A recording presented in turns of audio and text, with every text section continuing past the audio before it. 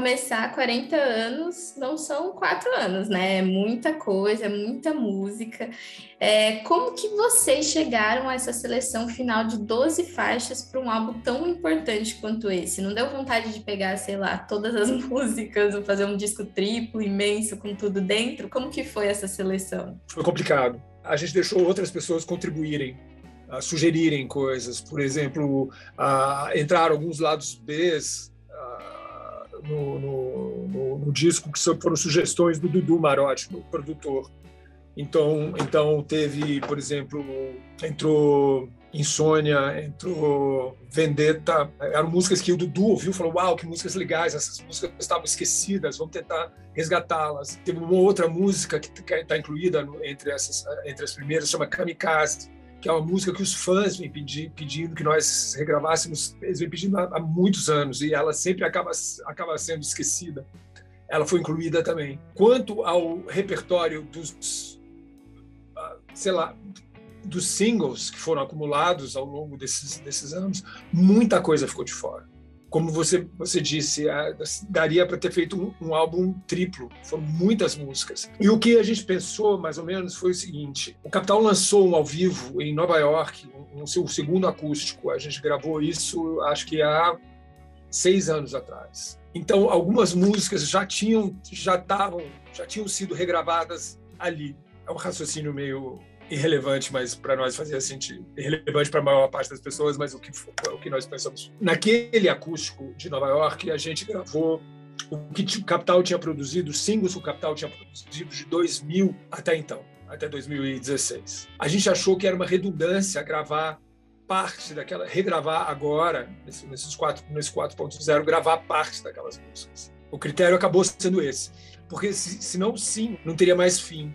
Eu imagino, não é fácil mesmo, não. E nesses 40 anos, a música e o rock evoluíram muito, né?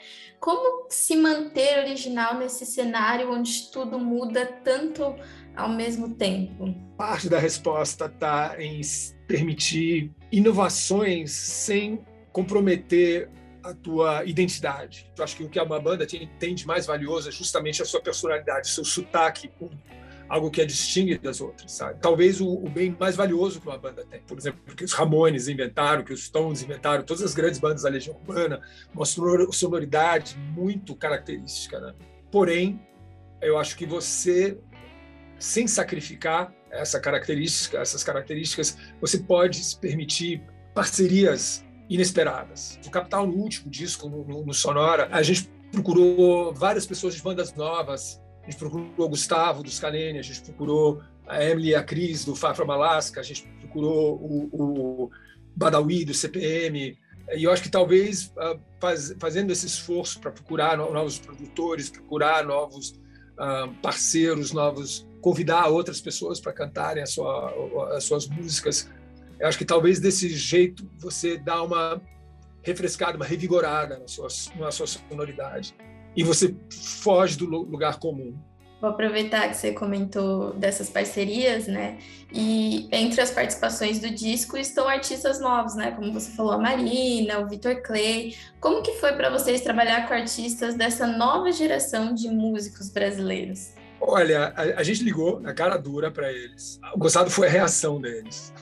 A gente não se dá conta, porque a gente está na estrada sem parar, mas a nossa música entrou na vida deles através dos pais deles, sabe? E eles contaram que quando eles foram convidados, eles foram contar para os pais. Olha só que legal, a gente foi convidado. E eles falaram que o quanto todos tinham ficado felizes, eles, a família deles, como eles achavam que como aquilo fazia parte da vida deles, como eles cresceram ouvindo. A Marina disse que ela vem de uma cidade do interior, do norte de Minas, e como ela se sentia a própria Natasha, como ela se sentia um peixe fora d'água na cidade dela, e ela era percebida assim lá. O Vitor Clay falou que Primeiros Erros era uma coisa que era uma trilha sonora da família dele. Quando você ouve isso das pessoas, principalmente das pessoas que você convidou, você percebe o quanto a extensão da ressonância da sua música, sabe? o quanto fez parte da vida, do dia a dia, o quanto isso faz parte do cancioneiro popular, sabe? Ao menos para mim é surpreendente, ainda hoje, sabe? De você ver a relevância que o rock brasileiro tem na vida de algumas pessoas. E aproveitar que você comentou isso da geração, né, dessa nova geração que conheceu a música de vocês através dos pais, né?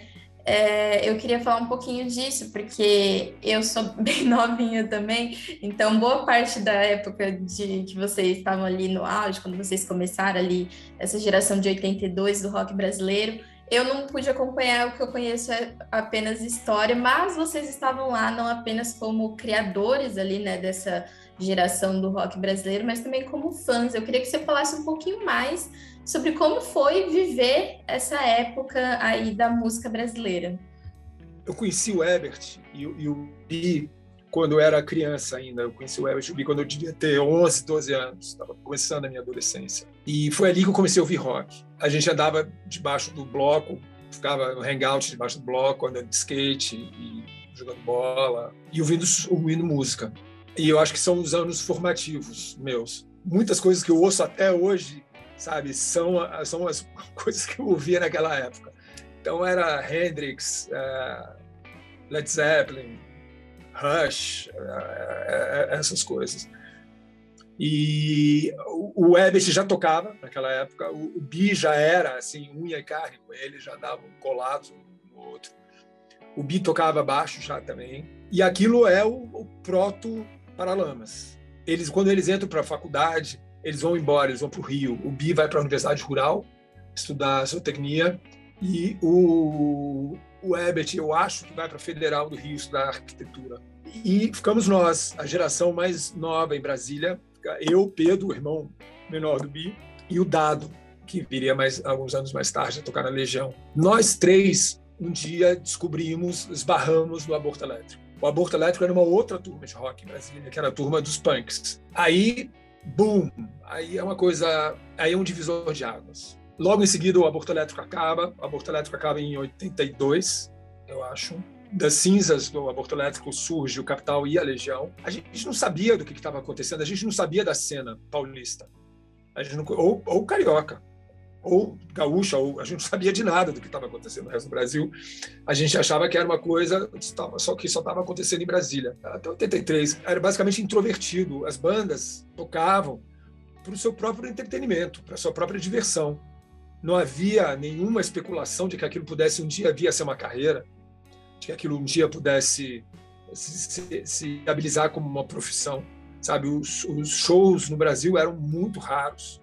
Shows gringos, eu digo, grandes shows. Não se esqueça que ainda é o final do regime militar. Ainda havia censura no Brasil. Enfim, era tudo, em certa medida, duas coisas. Acho mais inocente, sabe? Porque não havia nenhum cálculo em termos de carreira, sabe? E outra coisa, eu acho que era bastante, que não deixa de ser até romântico, era bastante pretensioso na medida que nós nos percebíamos como subversivos, sabe?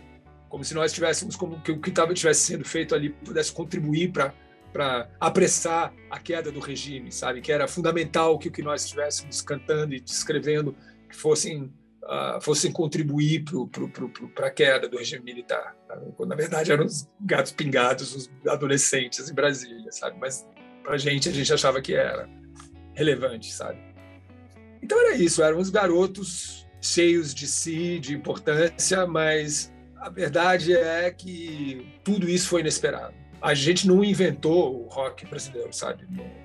Precede a gente, você sabe, desde os anos 50, ou depois com a Jovem Guarda, depois com os Mutantes, ou Raul, ou a Rita, sabe? Mas a gente ajudou a dar a botar, acho que talvez contribuiu para botar de pé uma infraestrutura, rádios, em alguns momentos revistas, que algumas deixaram de existir, mas acho que isso é parte da construção do legado da nossa geração.